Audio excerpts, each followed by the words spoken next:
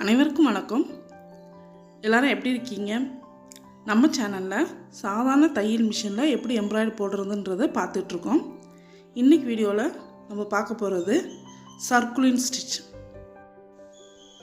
இது running base stitch, அதனால் இது ஃபுல்லாகவே ரன்னிங்லேயே தான் இந்த ஸ்டிச்சை பண்ண போகிறோம்.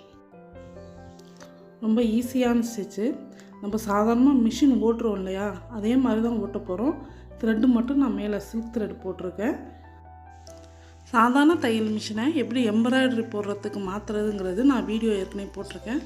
அது டிஸ்கிரிப்ஷனில் லிங்க் இருக்குது, அது பார்க்காதவங்க பார்த்துக்கோங்க. அது மாதிரி கன்வெர்ட் பண்ணிவிட்டு மேலே சில்க் த்ரெட் போட்டு சும்மா நம்ம அப்படியே ரன்னிங் ஓட்டுறது தான். நம்ம சாதாரண தையல் மிஷின் எப்படி மிதிக்கிறோமோ அது மாதிரி அந்த டிசைனில் இடம் விடாமல் ஓட்டுறது தான் ரன்னிங் ஸ்டிச்சு.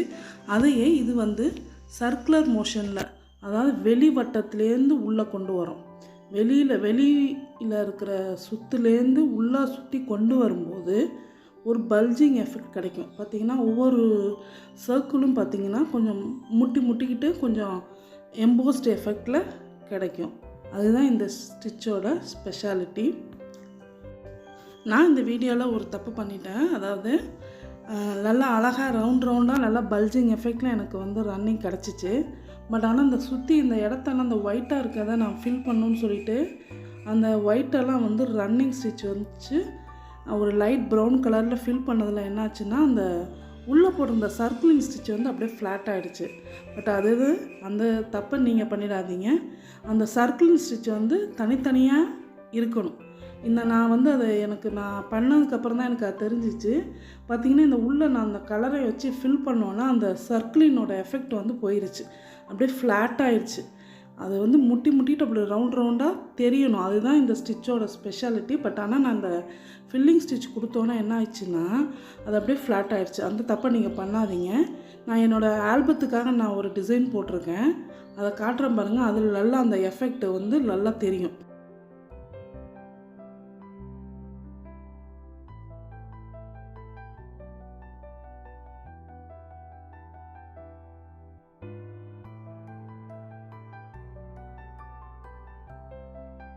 இப்போ இந்த இதில் பாருங்கள், இது நான் என்னோடய ஆல்பத்துக்காக பண்ணது. அந்த ஒவ்வொரு சர்க்கிளும் கொஞ்சம் அப்படி முட்டிக்கிட்டு நல்லா பல்ஜ்டு எஃபெக்டில் ஒரு எம்போஸ்ட் எஃபெக்டில் நல்லா கிடைக்கும். அதுதான் இந்த ஸ்டிச்சு. இது ஒரு திராட்சை தோட்டம் மாதிரி நான் அதை டிசைன் பண்ணியிருந்தேன். இந்த டிசைன் கிட்டத்தட்ட ஒரு 15 வருஷமாக ஒரு ஃபைலில் இருக்குது. மேலே மற்ற டிசைன் ஷீட்ஸும் இருக்குது. பட் ஆனால் அந்த எஃபெக்ட் இன்னும் மாறாமல் அப்படியே இருக்குது. இந்த வீடியோ உங்களுக்கு பிடிச்சிருந்துச்சுன்னா லைக் பண்ணுங்கள், கமெண்ட் பண்ணுங்கள். என் சேனலை என்ன சப்ஸ்கிரைப் பண்ணலாம் சப்ஸ்கிரைப் பண்ணிக்கோங்க. கடைசி வரைக்கும் பார்த்ததுக்கு நன்றி. அடுத்த வீடியோவில் சந்திக்கலாம்.